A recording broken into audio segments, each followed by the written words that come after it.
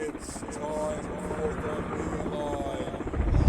It's time for the beeline.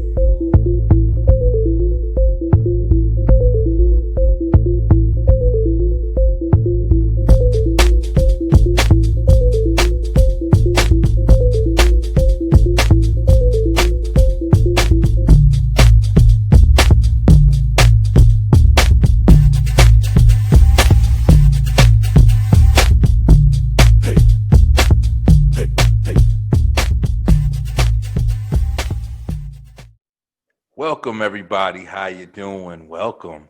When do I start this show off saying welcome? Please tell me that. Yo, people. What's good, everyone watching the B Line? It's your boy Brian B. Yo, back at it. Welcome, guys. Another episode of the B Line. We're back. I love the fact that I can say we're back. I love it every single day. I wake up doing this stuff for the show. I wake up, go to work, doing stuff for the show. I come home, doing stuff for the show. I don't got a life anymore. That's just doing stuff for the show. I'm gonna get that tattooed right here. Doing stuff for the show. That's gonna be my name. But Beeline, as you can see, we definitely have another screen on the screen. Yeah, we got a guest today. And of course, we're going to get to know this guest. But first, I said I wasn't going to do it because I got a commercial and you guys just saw it. I hope you guys like it. It's with Rails Way Catering. We've been working a lot with our sponsor, Rails Way Catering, an amazing food service. And I hope you guys like it. Hit him up. It's the holiday season. He's working extra hard. And, he's got amazing food. Terrell Jenkins is his name. Sorry to throw out your whole government, bro, but I want people to be able to find you. And, he's coming out with a website. He's got a lot of things up and coming, and his food is amazing. That's the one thing I always tell everybody. So Rel's Way Catering, thank you so much, Rel. All right, let's get down to business today. Miss Annette Roberts, how are you doing today? I'm doing well. How are you doing, Brian? Doing pretty good. Hey, yo, Annette, I didn't ask you. Have you done interviews before?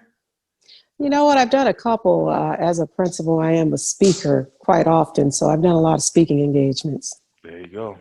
All right, this is gonna be a little different than principal.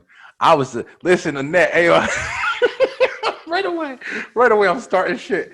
Yo, Annette, listen. This is Annette Roberts. Annette Roberts, ladies and gentlemen. She is as she just said, she's a principal of what is it? Which grade is it again? It's elementary. It's K through 6. Oh, she got the youngins, man. She got the youngins. So she's principal Yes. of the youngins.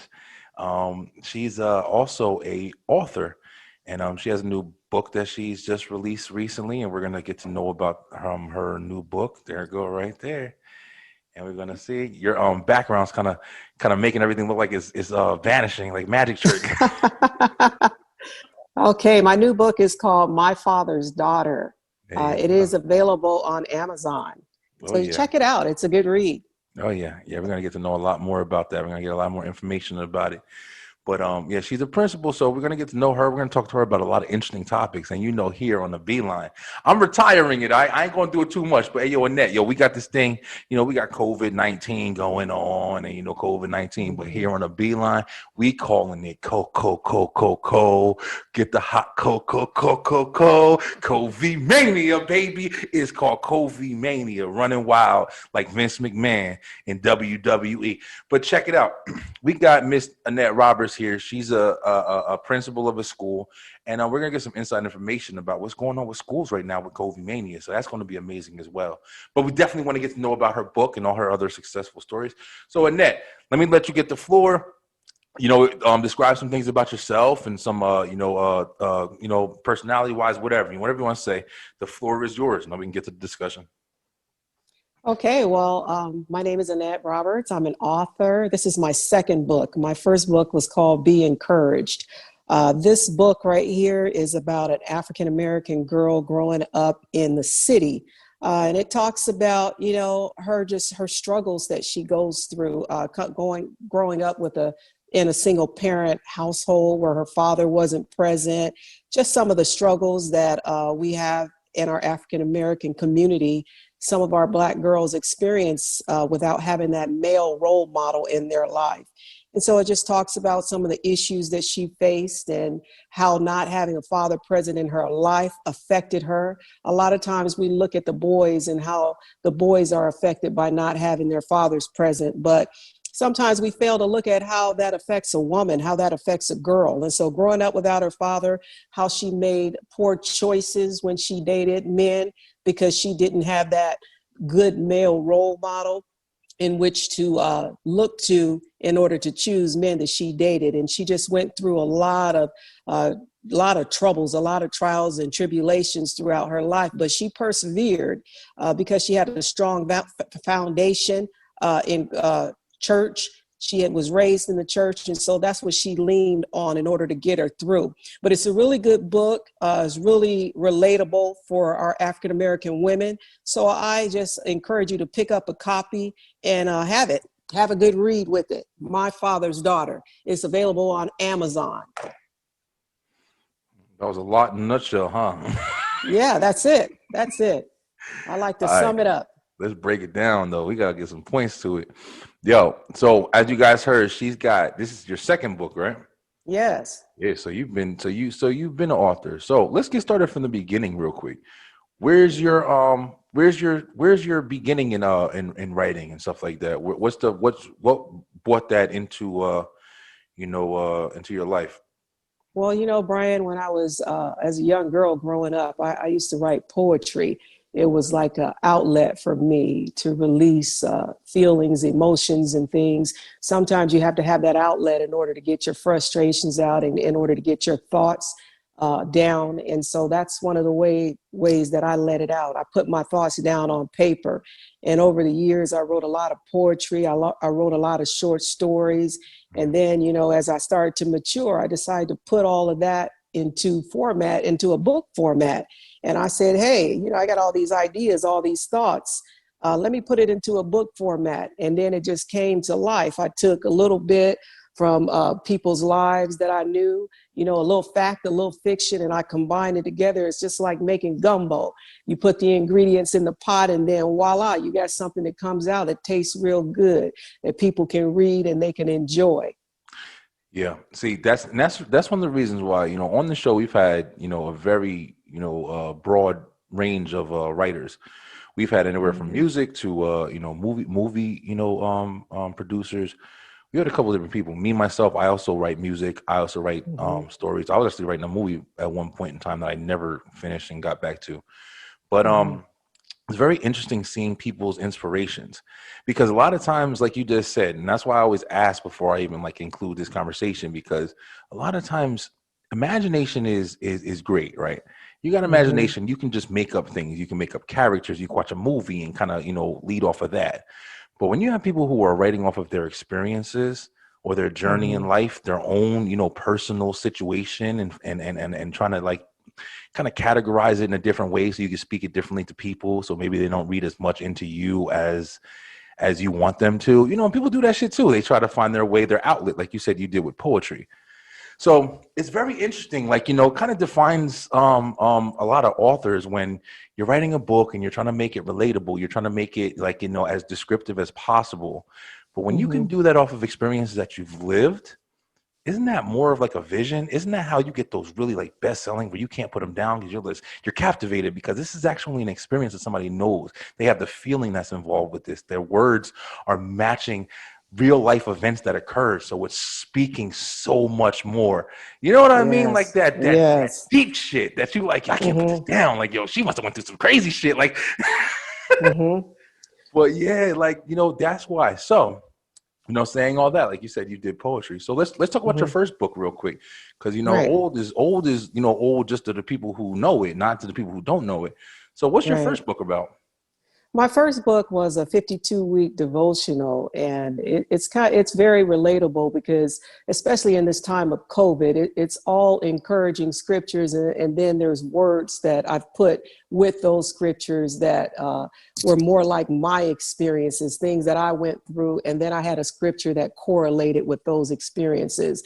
And so when I look back at that book, it was like perfect for this time in COVID, because there was all these encouraging scriptures of telling people, well, don't give up. Remember who God called you to be. Walk on that faith, step out on that faith, sort of like what you're doing, Brian. You had this vision that you wanted to be able to communicate with the masses, but it wasn't just a dream. It's something that you have to have materialized, because like the Bible says, faith without works is dead. You can want to do something all you want to, but if you never act upon it, it never comes to life. You never breathe life into it. And a dream is just a dream. A vision is Yep. just a vision. But you have to get up and you have to act on that. And that's where the writing came in for me. There was a lot of dreams that I had as a child. I used to have this journal that I used to write, certain things that I wanted to accomplish in my life. And I remember, writing, I wanted to go to college. I wanted to graduate with my master's. I wanted to make, $100,000 a year. I wanted to do all of these things, but I had written them down in my journal because I wanted to be able to look back on them and check those things off my list as I accomplished them, because they couldn't just be dreams for me. I had to make sure that they were coming into fruition. I had to make sure that those things happened, because I had that drive within me that I knew that if I kept pressing and I kept pushing forward, that those things were going to be birthed. They were going to come through. Yeah, that's very positive. And that's one thing that people say when you do have like, a want or a desire or something like that, to write it down. Because one thing, it's kind of like speaking something into existence. You know what I mean? Like, it's kind of like, it's definitely putting something on paper. And that's why I believe so firmly in writing. Writing is a very expressive, form, to where sometimes you can't figure out everything you want to say. Sometimes you can't get it out fast enough. Sometimes your thoughts are, overlapping each other. And, when you try to speak them and get somebody's understanding, it's jumbled. You can't get it all out. I do it all the time on the show. You know what I'm saying? Like, I got so much I'm thinking about as I'm trying to get it out, and it just comes out the wrong way or not articulated the way I wanted it to. But when you write something down and you're able to put it and just think about it and descript it the way you need it, you know what I'm saying? And you get all them ideas out, bam, you got all them thoughts that's there and they're not going anywhere. So now you can look back on it. You can, use it to motivate you. You can remember your mind state when you put it down. Writing is an amazing form of expression, man. And I think that, well, let me ask you this, because I know what I think. How do you think writing is changing with the ever, changing technology era and stuff like that, or whatever? Like, and just to be a little bit more descriptive, back in the day, you pick up a pen and a piece of paper. You know what I'm saying? Now most people will use like a laptop or a phone or something like that or whatever to kind of put an idea down. What do you think are the challenges that come with this, and the kind of maybe hindrances that people are facing by, relying on technology in that form? Well, for me, when I first started, writing the book, it took me a year to write this last book. And I could remember sometimes I would have thoughts, when I woke up in the morning or in the middle of the night, and I would have to keep my notepad like right beside the bed so that I could write those things down. Sometimes I'd be driving in my car and, I would have thoughts, and I would have to just speak them into the recorder to make sure that I didn't forget about that. So it's a compilation of not just using your laptop, but using your notepad, using your recorder, everything that is at your disposal. So like I said, you put all of those ingredients in that pot, and then voila, here you got that jumbo coming out, that jambalaya coming out. And so I relied on a lot of different things, because sometimes it would be a song that inspired me, and I would hear words from a song and I'd be like, oh yeah, I remember that song when I was growing up. I'm gonna write about that because that inspired me, or it reminded me of something that happened to me in my life. And so I would have to, speak that into my recorder as I was driving. Don't forget to include this in the book. So it's a compilation of a lot of different things. It's not just one mode that you would use. It's a lot of different modes. Got you. Yeah, that's a good point. Yeah, the one thing about like, having the recorder in your pocket at all times, we ain't never had that shit before. Like, that's something that's new, you know what I'm saying, with cell phones and everything like that or whatever. Yeah. Back in the day when I was younger, I was writing, it was always just pen and pad. Even when I was writing music, it was always pen and pad. Even though we had cell phones, flip phones and stuff like that or whatever, it wasn't as like, thought about as now. Like now, you got a smartphone. That smartphone is every damn thing. But before you had the flip phone, I was basically making calls, maybe a calculator at times, but you weren't using it as like, as much of a Swiss Army knife as you're using it now. But Right. one of the challenges that I found using my phone when I'm writing or something like that, especially if I open up like a notepad or something like that, and I'm trying to get my ideas down, a lot of times with a pen and paper, there's nothing else distracting me. It's literally a pen and a paper. Mm-hmm. That pen is hitting the page and it's writing. But when I have my phone open, I can get a text message, I get a notification, I get something that's throwing my head off from where I'm trying to be while I'm writing something. You know what I mean? So if I get like Mm-hmm. a song verse in my head, and I'm like, oh damn, I want to write something about that, and I get the verse in my head, I put it together, I say both parts or whatever, and then I hit the record button, and I'm like, yeah, I want to say this or whatever. Then I forget it a little bit, or maybe I saw somebody when I turned my phone on, I saw, oh, my mother texted me or something like that. It's kind of a hindrance, you know what I mean? Like It people might is. not think about it, but technology is great for its advancements and its Mm-hmm. production. But I mean, at the same time, like you got to pay attention to stuff like that. Like it's weird how you don't want to go too deep into relying on things and thinking it's going to make you better, because there are challenges with it too. Yeah. Enough about I that. mean, it could be a help and it could be a hindrance, but Yeah, you use it to your benefit, yeah, to help you as much as you can. Like I said, the process took a year for me to write that book, and that's because I was devoting a certain amount of time. I'd come home from work and I say, okay, I'm going to put an hour or 2 hours into it today. If had I had the time to sit down and just focus on it on a continuous basis, it wouldn't have taken that long. But oh like you yeah, said, we have so many distractions in our lives right yeah, now, just living, and yeah. so you have to make it a priority.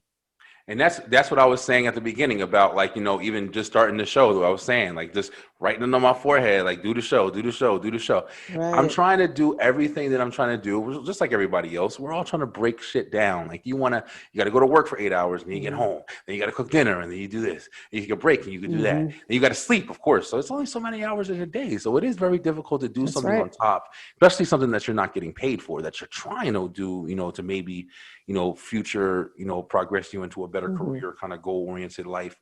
But it is time management that you're fighting the clock against, you know what I It mean? Because is. you And have you to have to do be it. passionate about it. You Yes, have to very be true. passionate. You have to want it. I always told my kids when they were growing up, if you want to really do something, if you really want to accomplish something, you got to be hungry for it. I mean, it's got to be the food that you need to survive. You go after that thing with everything that you have, and then you will accomplish it. But if it's something True. that you just dilly-dallying around with and you're not really serious about it, you might not never get to that goal. It has to be in you. This is what makes great basketball players, great football players. They put in the time and they practice and they spend those hours and hours training themselves. Writing is just like that. You have Same to thing. sit there and you got to get your thought process together, and then you got to put all those thoughts together, and then you got to sift through it and make sure that everything is flowing. I can't tell you how many times I went back and edited my book,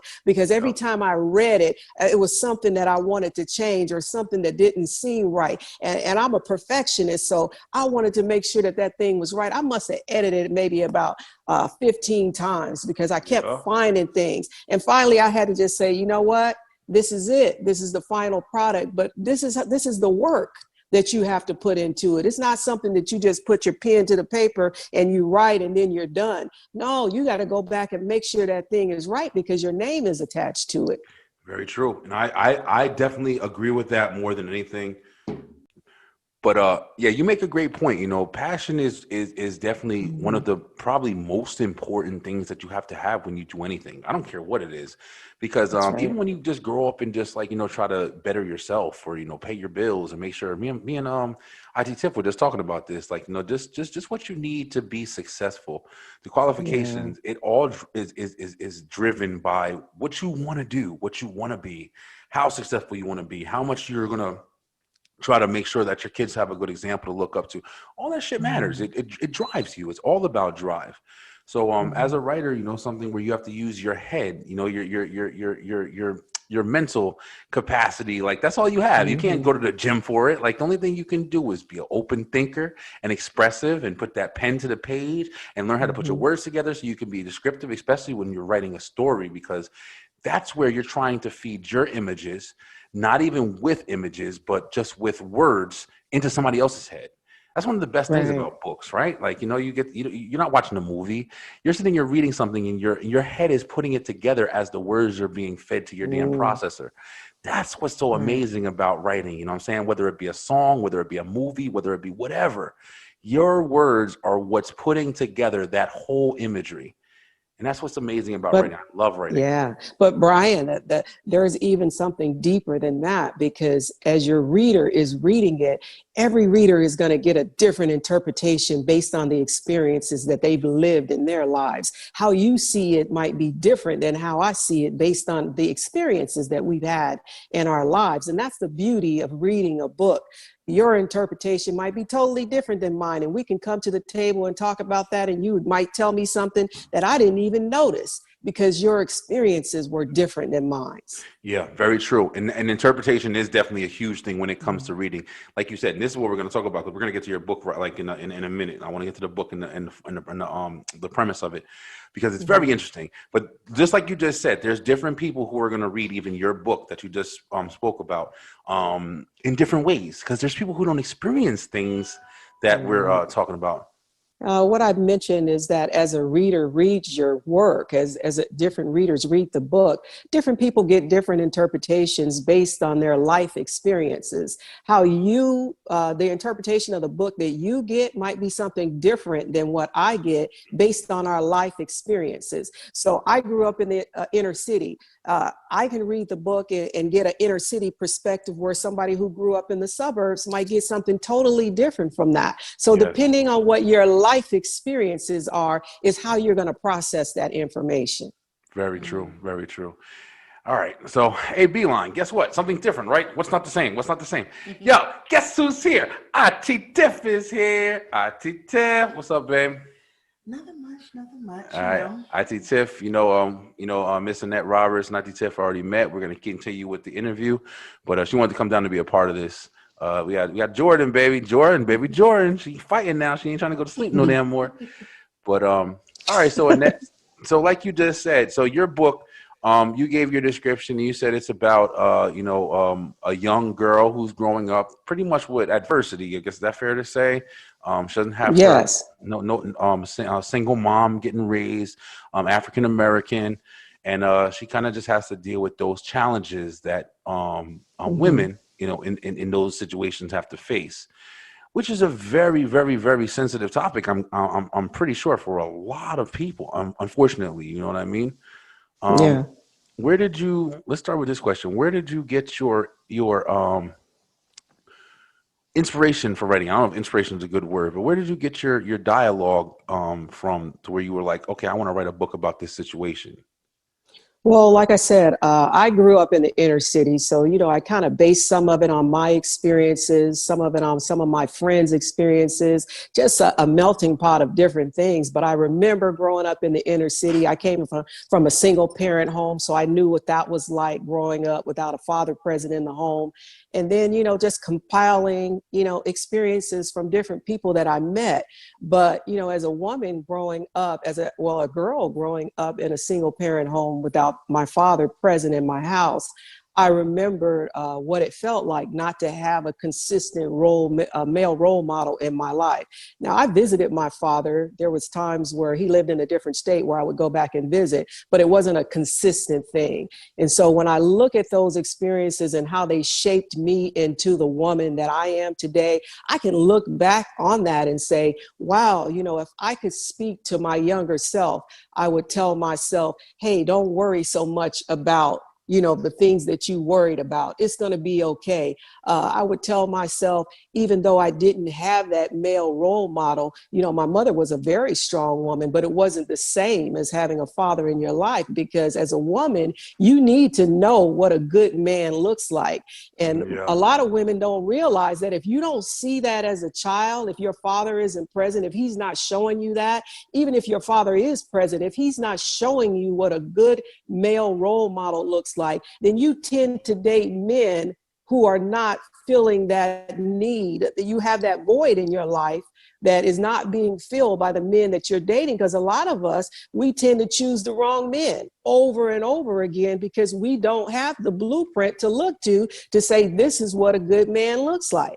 And so you see women who are in abusive relationships, where whether they be verbal or physical, because some of these things they saw growing up in their household, and some of them didn't have that male role model present to even show them what that looks like. So it's like you're flailing in the water. You can't quite get your groove because you just don't have that blueprint. It's like making a cake. You don't have the recipe. And so you're putting all these ingredients in, and the cake's not turning out right because you don't have the recipe. A lot of us didn't get that recipe. Annette, let me ask you a question, because you actually just made an interesting point, and I just kind of want to, I just want to play the sides, kind of get more perspective. Mm-hmm. Like you just said, like, you get women who, maybe you didn't grow up with your dad, or you didn't grow up with, a certain, a strong male role model, and you do have the women who, suffer from that, as far as finding men that aren't good for them. Now, Right. how much of that is to blame on, I didn't have a daddy growing up, so I don't know, this man shouldn't be punching me in my damn face. I didn't have a daddy growing up, so how much of that is to blame on that characteristic? I don't know, this man shouldn't be calling me a fucking bitch every time he gets home from work. It's certain things that I think might take there's too much like responsibility given to some people for understanding some things that are kind of just like common sense, man. And I'm not saying that you have to have your dad or something like that to have common sense, but I am saying I think people need to also be a little bit more understanding or reasonable or open-minded or whatever you want to call it, to understand that there's just some things that you shouldn't have to be taught, whether you got mom or dad.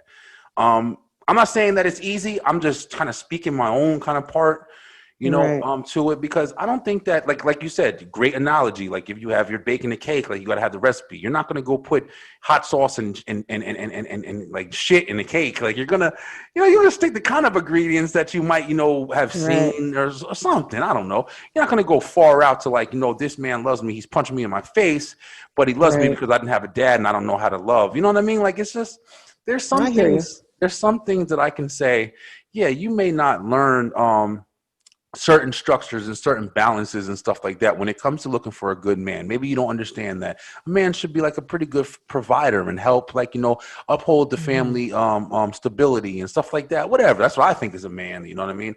But but certain things people just need to just grow the fuck up and, like, put the big boy pants, big girl pants on, and understand, like, yo, you got to make decisions that are best for you, right and wrong.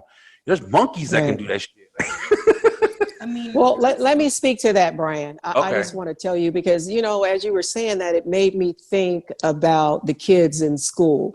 And the reason why I'm saying that is you have a lot of women who, like I said, have those gaps. And this is what we call gaps in education. So you have kids that are sitting in third grade that are reading on a first grade level. For whatever reason, maybe they missed a lot of school and they got those gaps there. Some of them have learning disabilities and they have those gaps there. And so, as a principal, I can't go to that parent and say, hey, I expect for your kid to know third grade material. They're sitting in third grade. What's their problem? They better come and they better rise to the occasion. So what I have to do is I have to go and I have to test those kids, find out where they are, if they're reading on a first grade level, and I got to meet them right there at their level, and I have to start building up on that first grade until I can get them to third grade. It's a lot like that with women. Wherever the gap is, maybe their dad left them when they were 5 or 6 or whatever, but at that point, there is a gap in what they know and what they shouldn't. The counseling, and if you don't get something to supplement what you were lacking, what you missed out on, that gap starts to grow and it gets bigger and bigger. And so you say, okay, shouldn't she know better if somebody's hitting her in the face? But if you teach a child that this is a normality. If a child grows up in the house punching their mother in the face, or if this is what they've seen from an aunt or an uncle, this is what's filling that gap for them. This is all they know. Yeah. And so how can you tell them anything different when that's all that they know. And so I'm going to tell you, I didn't grow up in an abusive household. I didn't see anything like that, but I had friends who did. But, you know, we might not have that issue, but we might have another issue. So whatever our issues are, we've got to be willing to take a look at those issues and say, you know what, I need to address my issues. I had issues where I felt like I had to be a perfectionist, where I had to get everything right, because I grew up in a household where my mother was the type of parent that said, no excuses. If you bring home a C, where's the A? And so, you know, I'm always striving to prove that I can that's a get good that thing. A. That's a good thing, though. Yeah. I mean, it That's could be definitely a good thing, you know? but it could also stress a kid out. I've seen kids get stressed out because parents put so much pressure I on them believe that. to succeed. Yeah, And I so you definitely got to be believe that. careful. You got to be careful as a parent how you approach that. You know, you having a child, you have to be careful that you nurture that child's personality, that you nurture what's on the inside of them, so that it becomes an intrinsic thing where they want to do it, and not an extrinsic thing where they're just doing it to please their parent. You. That's a very, very good point. I'm going to pause real quick. I definitely have a lot to say to that, but babe, you were about to say something. What were you about to say on the topic that we were talking about before? Oh, I was just going to say, I think that an important thing that people have to remember is it's not so much as like, oh, this person doesn't have a dad, and that's the reason why they don't know, you know, that they should be punched in the face. I think it's a lot deeper than that. The father and mother figure provide a whole bunch of things for kids, not just showing them what good relationships look like, but also teaching you how to love yourself, teaching you what a safe environment is, teaching you expectations of other people. And if you grow up in a household where your family is split, I'm not saying that it can't work, because it definitely can. If you have good co-parenting skills, you can still fulfill the things that a child needs. But what I notice at least a lot is, you know, most of the time, if you are a single mom or even a single dad, and then the other parent gets to see them once in a while, they're not really focusing on the teaching and the raising you up to be a strong parent. They're focusing on the, oh, let me make sure you have a good time while you're here. I don't have you a long time. Exactly. So they're missing, you know, even if they do see them, they're still missing that, you know, necessary education, like you said, to help raise them up into an adult who knows how to love themselves, who knows what love looks like, what healthy looks like, what they can expect from other people, and what they should be expecting, you know. Yeah. So the people who are in relationships where they're getting hit on, it's not necessarily that they're dumb, but they want to hold on to something so bad. They love, and they just want that to work so bad that, you know, if the other person who's hitting them, obviously they always make excuses. Oh, sorry, I was mad. You made me mad. You made me do this. And then that child, you know, usually that child has other issues that stems from their childhood that lets them know, okay, this sometimes happened because you did something wrong. You should fix it. You know, they didn't have anything teaching them otherwise. So then they're in that position. They're like, okay, maybe I need to do better. And by the time they realize, well, it's never going to get better, they're so far into it and they're so scared, and they don't know, they don't have the strength or the confidence to then leave. So you bring up a really good point, babe. You bring up a very good point, and that's exactly, you know, I definitely see both sides of it. Like I said, I'm trying to, you know, kind of point out more of the. It's just at some point you kind of gotta say, I don't know. There's enough examples, I guess, that's around. I do understand that, you know, your parents and stuff like that are very influential parts of your life. No doubt about it. They're the ones you're looking up to. You know what I'm saying? That's your God. You know, as a kid, you know, they're the ones that are completely, you know, trusting you that you're going to protect them and provide for them and do whatever you can for them. The first people that they know on this planet. So it's like, at the end of the day, I do understand the importance of parenting, but at the same time, like you said, Annette, like, you know, you had people that you saw in crazy situations or difficult situations like that. And, you know, they may have been getting raised with a single mom or a single dad or whatever. But didn't they see you in a situation, if you weren't, well, or somebody else like you who wasn't in that situation, where it was like they kind of were able to relate to you, like, oh, they have both their mommy and daddy. Oh, I went over to Annette's house and saw that, you know, they don't have waffles for dinner or some shit like that. You know, they saw a different perspective, to where maybe they understood, like, oh, this isn't like how I am. You know, my dad, he comes home, you know, and drinks 4 beers and then beats me and my mother. There's got to be at some point of understanding that a kid, even a kid with all their, like, you know, learning ahead of them, they got to know that that's not right. Whether they see a happy family on a television screen, whether they read about a happy family in a book, at some point, the things that's going on as a kid, and babe, you say it all the time, kids see and understand a lot more than people give them credit for. Yes, So they it's like do. when Yes, they do. when you're getting these perspectives, like it's not like you said it best, babe. I definitely believe in the fact that it's a lot more of a confidence thing. It's a lot more of a self-love kind of thing, because it's literally like somebody's found somebody to where they're like, okay, I'm pretty sure that most relationships don't start with somebody like, hey, how you doing? Bang, punch in the face. Like, it's going to be a slow build. There's going to be a crazy situation where 3 months in, all of a sudden something happens and the relationship goes to a weird place. And then that first, contact connects. Then the girl's going to be sitting there like, what the hell just happened? That's where like that crazy, like, do you know right from wrong? Don't you understand? You should get the hell out of here right now. Nah, there's going to be more of a difficult kind of reasoning she's going to have in her head. Well, why did that just happen? Oh, I love you, but you shouldn't have did that. I never would have. Then she's going to be saying to herself, oh, well, maybe I shouldn't have did that. Next time I won't do that. He does love me. He's been great until this point. That's where the reasoning and shit like that starts to conflict. So I do understand it. Right. But it is just very difficult. Like, I'm probably just putting way too much into it, but I'm like, at some point you got to understand, like, there's a right and wrong, man.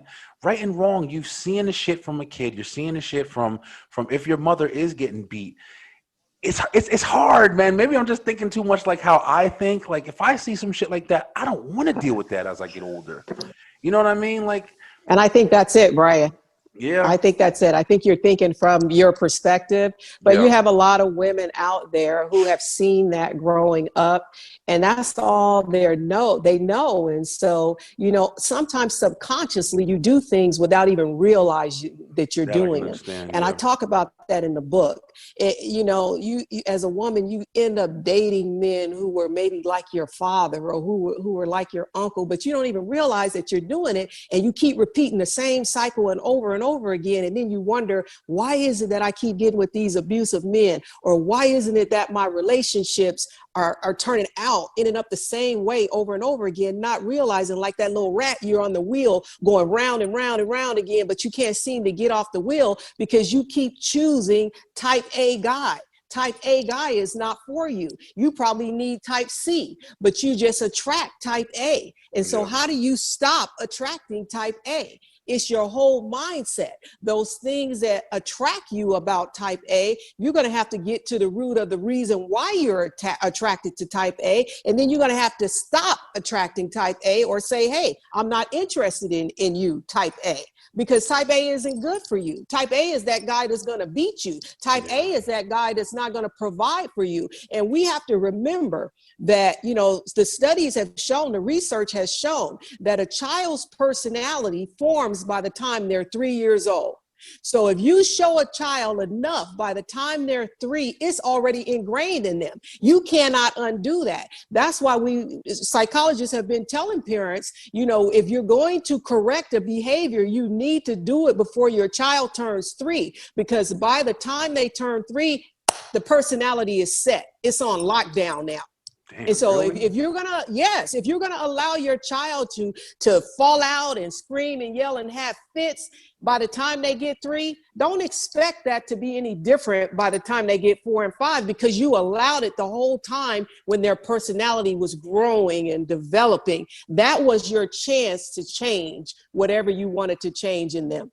And that's why you see kids nowadays, and I see them in my office all the time, they can't cope. They don't have coping mechanism skills because their parents have given in to them over and over again. They're the kids in the store that you see falling out on the floor because they can't get the toy they want, and you don't have a parent there to correct that behavior. So by the time they get older, if they don't get what they want, they're out there stealing, they're out there doing all of these things because it's self-gratification. They have to be gratified on the inside.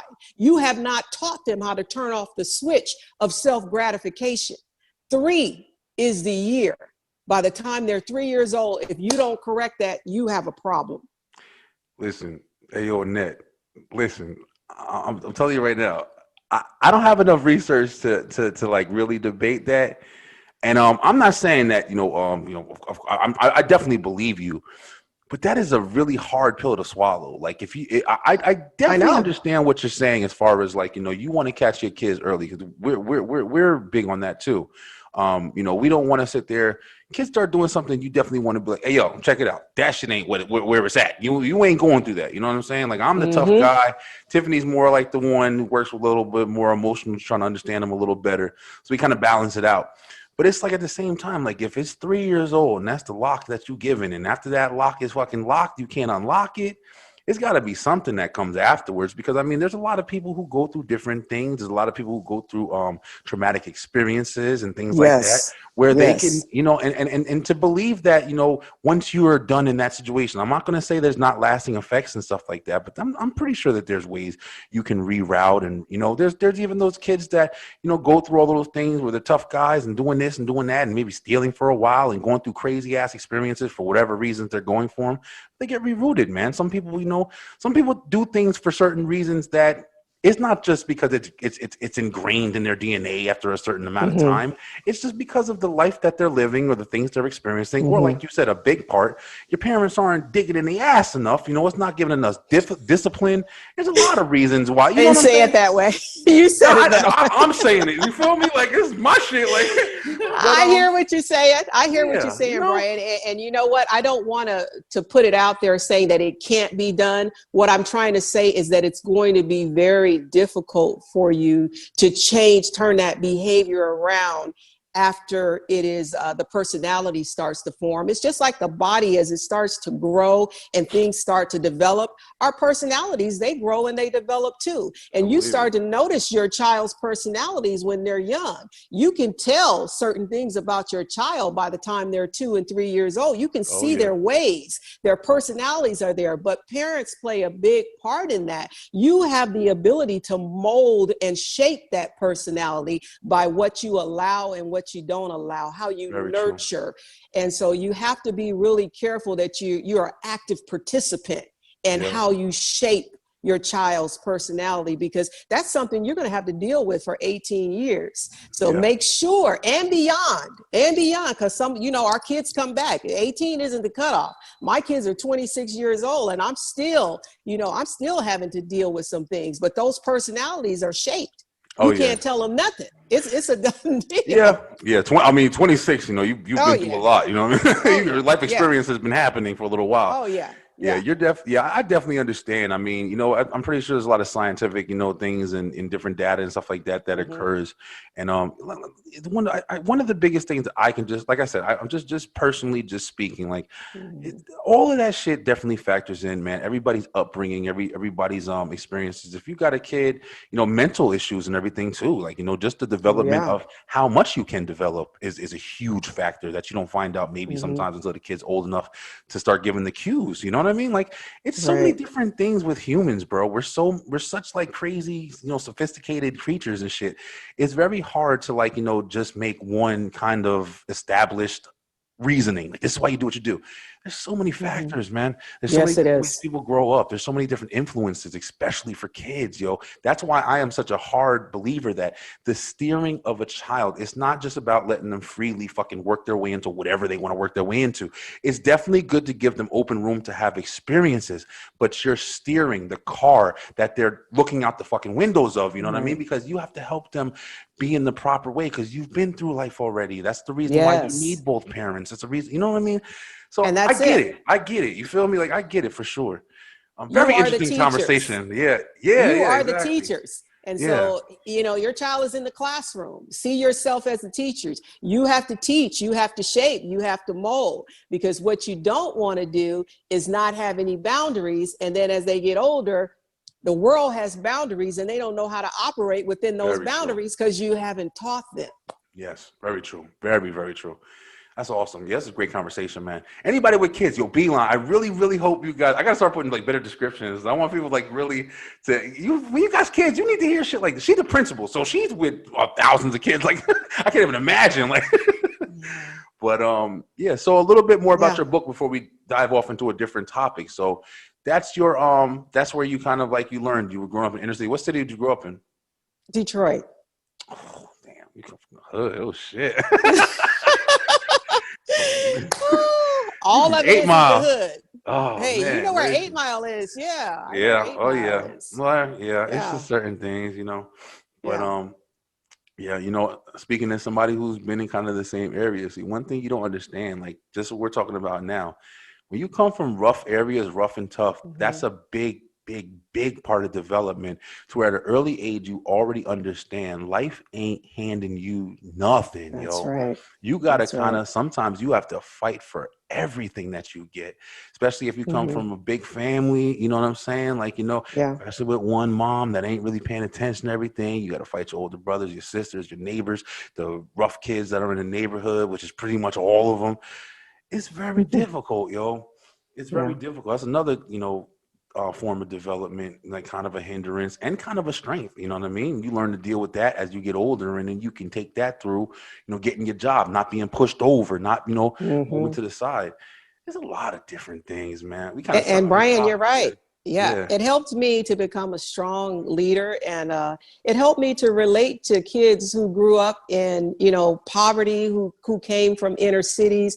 I was better equipped to give kids, you know, what they needed because I had that background. It was Yeah. like on the job training as you're Yup. young and you're growing up in the inner city. You getting on the job training. No Yeah. school can teach you what the world of hard knocks can teach you. And For so real. by the time I came out of that situation and I got the book knowledge on top of the street knowledge, a kid walked in my office and tried to get over on me. No, I've already Nope. seen You it. don't I've even already, know it. you don't even know who you're talking Yep. to here. So, you know, I put on the brakes. And so it's not a bad thing to grow up, you know, in the inner city. It's not a bad thing to come from lack because all of those experiences help to build you into the person that you become. And it prepares you to go out in the world and excel, you know, in those areas that you choose. As an administrator, I deal with kids from all different walks of life. Some of the kids that sit before me are very privileged, haven't had to walk for anything. And then I have some kids that I've had to buy shoes for because Yeah. they had holes in the bottom of their shoes. Damn. But, you know, I didn't have a problem with that because I had that background. I had seen that before. And so I had the empathy, you know, to go out and want to help those kids. And so it was a good thing that I came out of that. You know, I look at that as a good thing. That's gotta be rough, man. That's gotta be rough. Like, you know, seeing all that things. I be thinking of stuff like that too, especially when we like taking the kids to school and you know, you see there was this one Mhm. time I was in my truck and I saw this one kid. It was really early in the morning and I had got to my first stop and this kid was Mhm. walking. And he had kind of like really beat up shoes. And he was just walking. And I can just tell he was just going to the store maybe to get something. I didn't see what he got, but it just kind of hit me where I was like, damn, man, this kid might not come from that much. You might somebody else might look at him and be like, oh, damn, maybe he's selling drugs, maybe he's doing this. Like a hard first impression because he looked like, you know, maybe he's just one of them dudes walking around, don't got much going on. But I'm looking at him like, yo, my man probably ain't going through. He got some run over shoes on. I don't know what he's going through in his life. It's kind of hard to Mhm. see that shit. You know what I mean? I'm definitely just like judging him without knowing. He could be the richest person in the world. I have no idea. But coming from where you come from, you feel me? Like that's, you know, that's the same kind of thing. Like we know what's really going on, man. We know we Right. know the challenges that we face in that environment. You know what I mean? And a lot of kids have to make those decisions not by a choice of their own. A lot of them are forced into that because they're thinking, like we were talking about before, that's the only thing that there is for you. Only Right. outlet, you know what I mean? Like only way to get $1 to get some damn sneakers or get some candy or get some whatever is to go out there and hustle and do this and do that and shit that ain't gonna have no kind of development for you. Just a trap, you know? It's very Yeah. difficult. I can't even imagine how you go through things like that. Like, you know, seeing not the privileged kids, but the kids that you know are going home every day and the only thing they have to eat is school lunch. That shit is that's horrible, man. Well, you know, you do what you can to help them and you try to connect their parents with community resources. And, you know, my whole career, I've always enjoyed working at Title I schools because those were where the underprivileged kids went to school. That was my passion because I came out of that. And so Yeah, I always wanted to be able to go and give back, you know, to make sure that kids had what they needed. And so I always thrived in the Title I schools because that's where my heart was at. And so yeah, a kid like that, you know, I take under my wings. I can't tell you how many times I've bought coats and shoes for kids out of my own pocket because I knew that they did not have those types of resources. And I didn't want to see them come to school like that. I've had teachers that have pulled together their money to buy, coats and shoes for kids. I ran a coat drive almost every year at my school because I had kids who were coming to school that didn't have jackets. They would come to school with t-shirts on and shoes with no socks, and it would be like 30 degrees outside. It's like, oh my God, where's your coat? Oh, I don't have one. So, I get in my car, go to Walmart, buy him a coat. I can't tell you how many times I've done that. That's awesome. But somebody has to advocate for our kids. Yeah, very true, yo. Yeah, you see that more and more in the news and stuff like that too. Mm-hmm. I don't want to get too crazy because I know you're a principal of school and stuff like that, but you do see a lot more, discussion about like the crazy things that happen with kids, from whoever. But there's a lot of talk about it now more than ever. A lot more eyes on it, I guess I'd say. But from the kidnappers and all that stuff like that or whatever, like you said, man. People really need to pay attention to the innocent ones in this world because, like, there's a lot of people trying to take advantage, man. Trying to take advantage. A lot of kids go missing every day. You go to Walmart, you got a whole freaking wall aisle and shit full of kids that are missing, that are not being taken care of, whose parents aren't properly raising them, who's running out in the street and staying out until the damn, lights are off. And then they're finally going home in the dark by themselves. And, you see it too often, man. And then you get the parents who are trying to protect their kids and pay attention. Some of them, and some of them, like, not to like talk about anybody, because there are a lot of situations where you got the single mom who's working 2 jobs and she's trying to be out and she's trying to call her daughter and tell her to get home. Maybe she's not listening, or it's different scenarios. You don't want to just crap on somebody's life because you don't understand it and you're not a part of it.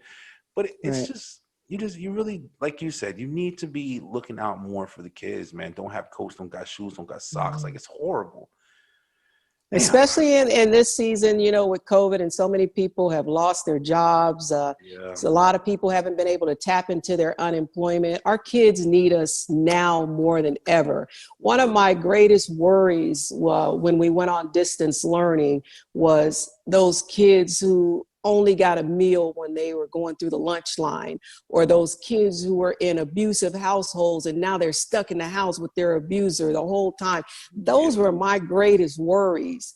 And, I just, all I could do was pray and say, Lord, help our kids, because there's a lot of kids that are in that situation that are, school was their only escape. And now they don't have that. And so we need to really be aware.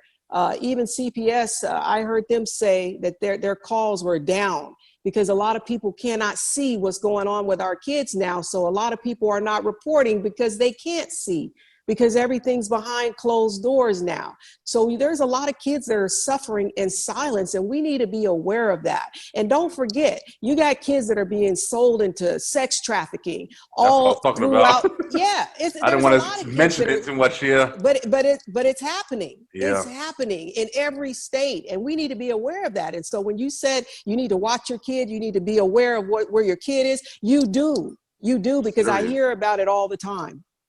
Yeah, that's horrible. What you got to say about that, babe? I know you kind of, if you want to, I don't know. No, I just, that's one thing that I don't think a lot of people think about is sometimes school is the escape for a lot of these kids in bad situations. I mean, that just gave me flashbacks of when I was little and school was something I looked forward to going to just to get away, from my house. And I was just wondering, like, how would it have been if I was younger and I was stuck in the house, COVID mania, and just stuck in there. And I couldn't go anywhere and I couldn't escape.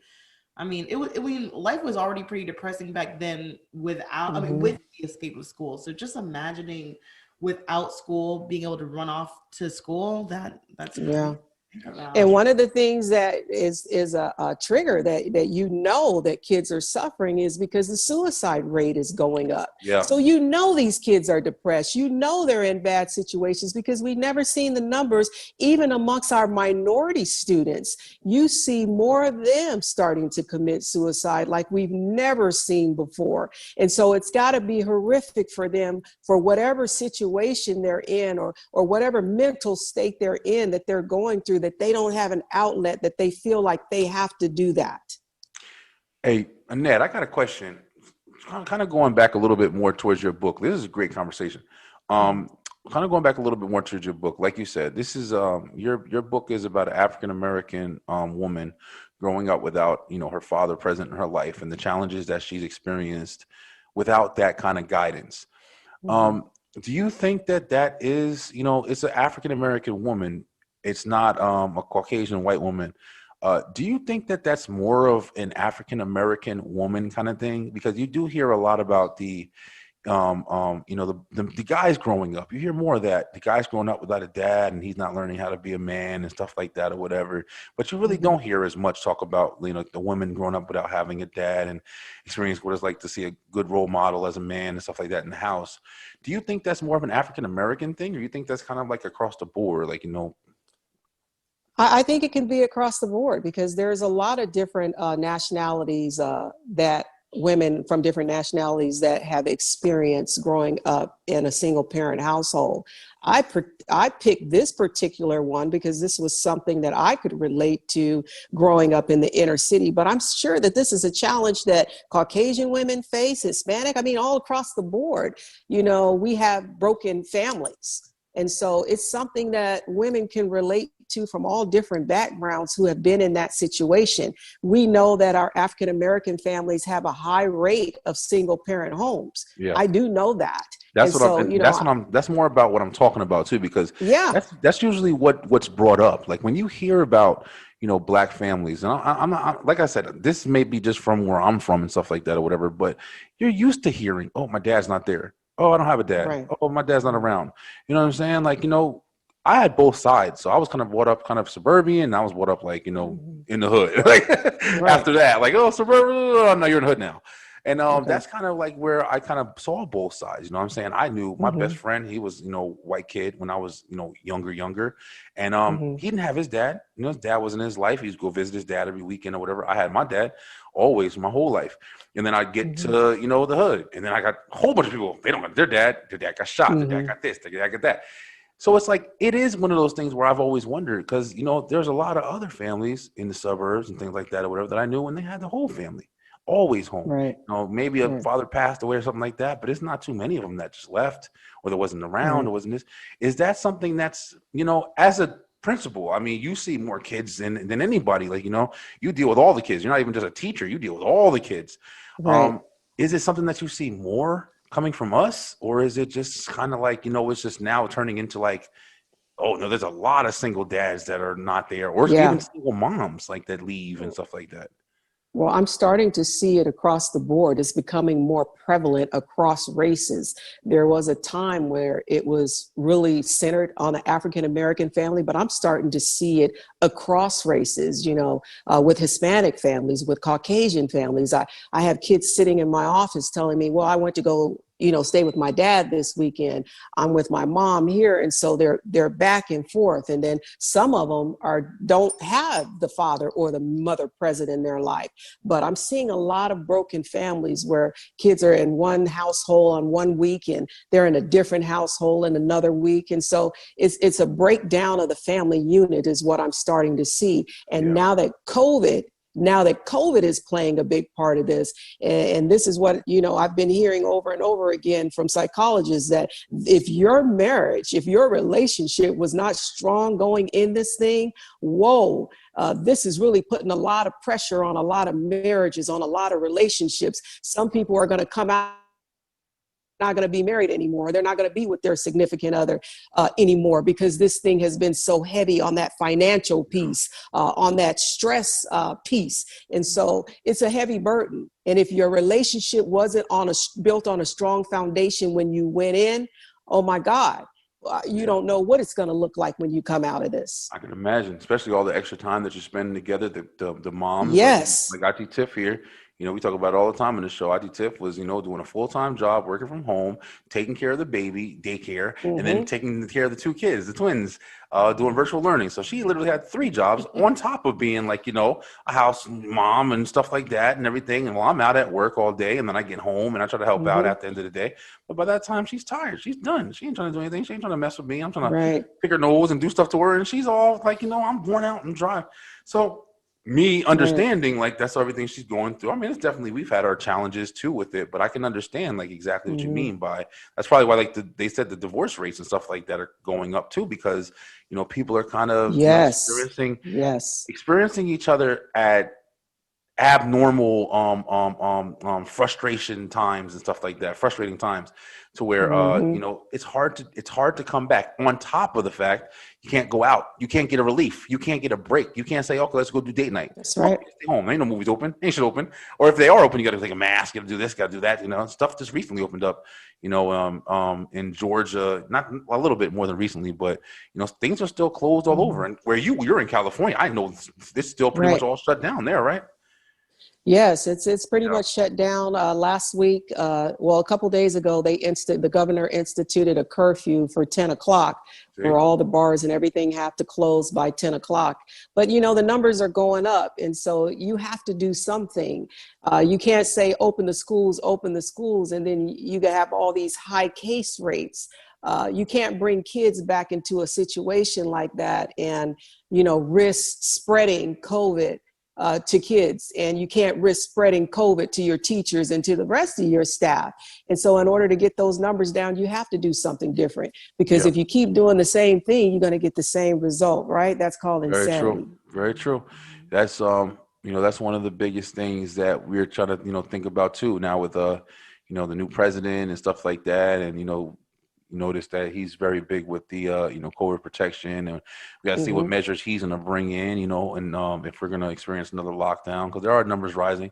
How are you in California, Miss? We're deep in the conversation now.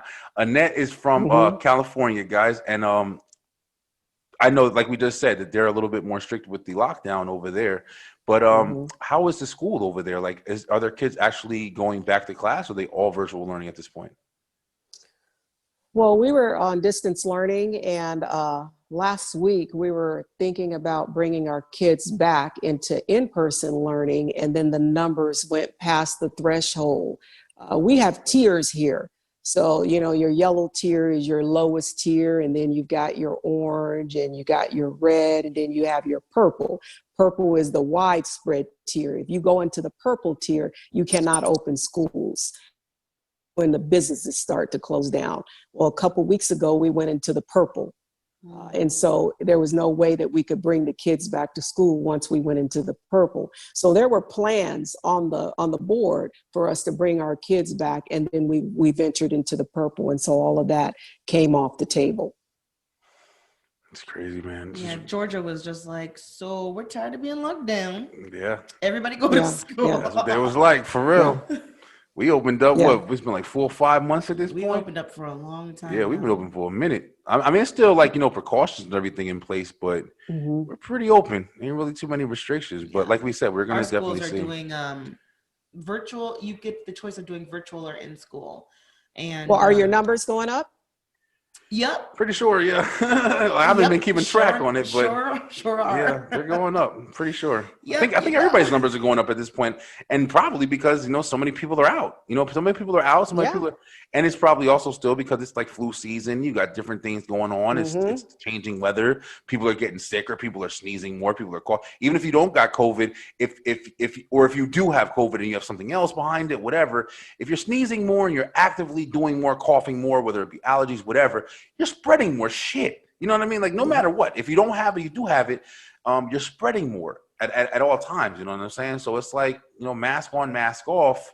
If you in the store and particles get somewhere and somebody walks behind you, something's getting something. Something's going to spread. Like Yeah. ain't shit you can do about it. But Yeah. except lock down the whole country. But then it's just like, how long do you do that shit? We tried that too. It's just like it's one of those really, really difficult things that I have no idea. I can't even think about how we're gonna get past it, get through it, or what's gonna take Well, to, whether it be the vaccine or whatever. But it's difficult, man. yeah. Well, the vaccine is coming. We've got what, 3, 4 candidates right now that it looks like it's going to be coming soon. Yeah, we hope, because then we still don't have any kind of reason to believe that they're going to have enough to distribute to a whole bunch of people. You know, the first responders are going to be the first ones, Right. and then you got to go through the waiting process, and then people ain't going to Mm-hmm. want to take it, and then you got to have certain things with that. I just heard on the news today where it was saying that anti-vaxxers are going to have restrictions as far as their air travel and stuff like that. So there's the first thing. You know what I mean? They're gonna have a lot of different things that's gonna make you want to get your ass in there and take that damn shot. And you know, it's. But is that for just the coronavirus vaccine, or is it for like all the vaccines? You know what? I don't know. Because usually anti-vaxxers, it's not just about the coronavirus vaccine. It's they probably don't take any. I'm pretty sure, babe, whatever they got coming, they want everybody to get everything shut up in their ass, so they don't got to worry about that no more. They're like, yo, listen, if it's out there, take it, because we ain't dealing with this shit no more.